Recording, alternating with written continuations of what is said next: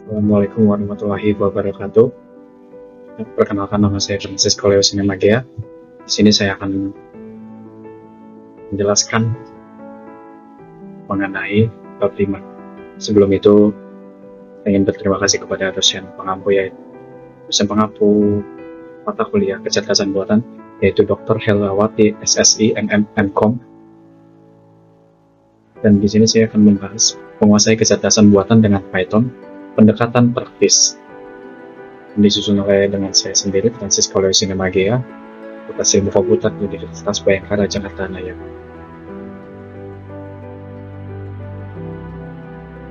Sebelum kita masuk ke poin, di sini saya akan menjelaskan beberapa poin yang akan saya jelaskan untuk beberapa menit ke depan.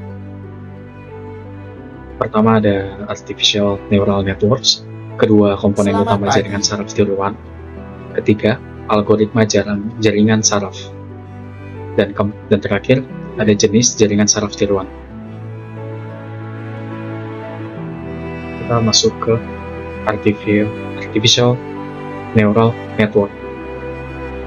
Artificial Neural Networks merupakan salah satu model pembelajaran mesin yang terinspirasi dari otak manusia. Jadi simpelnya, cara kerjanya sama seperti sistem saraf manusia yang terdapat sel-sel, dan ANN terdiri dari jaringan neuron buatan yang bekerja sama untuk memproses informasi dan menghasilkan keluaran berdasarkan masukan tertentu. Dan Artificial Neural Networks sering digunakan untuk tugas-tugas seperti klasifikasi regresi, pengenalan pola, dan prediksi.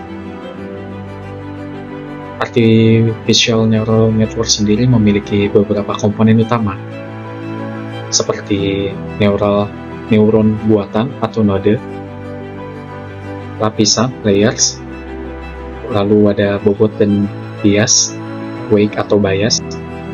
Keempat ada fungsi aktivasi. Selanjutnya kita akan membahas tentang komponen utama jaringan saraf tiruan. Seperti yang sudah saya sebutkan di slide sebelumnya, komponen utama jaringan saraf tiruan terdapat lapisan atau layers. Di sini saya akan membahas salah satu poinnya saja. Jaringan saraf tiruan mempunyai ribuan bahkan jutaan neuron. Untuk ketiga lapisan ini diperlukan agar tersusun dengan rapi. Yaitu di sini ada input layer, input layer, hidden layer, dan output layer. Jadi pada saat input layer ini itu menerima data mentah sebagai masukan, lalu hidden layer, lapisan di tengah yang memproses data.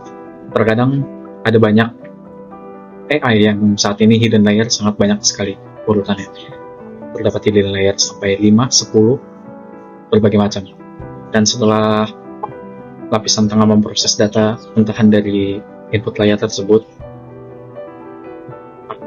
setelah itu output layer akan bekerja, yaitu menghasilkan hasil akhir seperti klasifikasi atau nilai numerik. Selanjutnya, algoritma jaringan saraf tiruan. Ulangi, algoritma jaringan saraf. Algoritma jaringan saraf seperti yang sudah dijelaskan tadi, bahwa sistem cara kerja algoritma jaringan saraf sama seperti otak manusia. Lalu di sini saya akan memperkenalkan salah satu algoritma jaringan saraf, yaitu perseptron. Perseptron merupakan salah satu algoritma jaringan saraf tiruan yang paling sederhana yang dirancang untuk memodelkan proses pembelajaran dan pengambilan keputusan. Jadi perseptron berkaitan dengan pada slide sebelumnya, yaitu layers atau lapisan. Dan perseptron sendiri diperkenalkan oleh Frank Rosenblatt pada tahun 1958. Jadi perseptron itu fondasi dari jaringan saraf tiruan yang lebih kompleks, alias jaringan saraf yang paling dasar atau tertua. Di sini sudah terdapat gambar seperti yang saya bilang tadi bahwa perseptron memiliki keterkaitan dengan jaringan dengan lapisan atau layers. Selanjutnya ada masih berkaitan dengan algoritma jaringan saraf, yaitu backpropagation. Jadi backpropagation itu singkatan dari backward propagation of errors, yaitu algoritma yang digunakan untuk melatih jaringan saraf tiruan. Jadi pada saat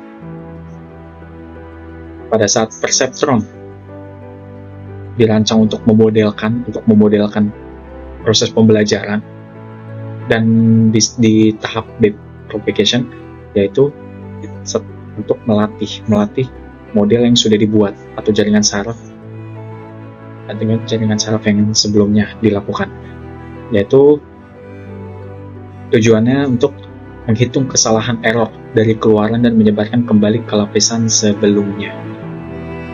Jadi simpelnya meminimalkan kesalahan prediksi dengan memperbaharui bobot dan bias melalui propagasi balik kesalahan dari keluaran dan ke kemasukan. Dan di sini saya akan membahas terkait jenis jaringan saraf tiruan, yaitu RNN. RNN yaitu Recurrent Neural Networks, seperti yang ada di slide. Jenis arsitektur jaringan saraf yang dirancang khusus untuk memproses data urutan seperti teks, suara, ataupun video. Umpan balik ini memungkinkan RNN mengingat masukan sebelumnya, sehingga ideal untuk tugas-tugas yang konteksnya penting. RNN sendiri dia dapat menyimpan output dari sebuah layers dan mengumpan output ini kembali ke input untuk memprediksi hasil dari layer dengan lebih baik. Baik, kurang lebihnya mohon maaf atas presentasi yang sudah saya sampaikan. Assalamualaikum warahmatullahi wabarakatuh.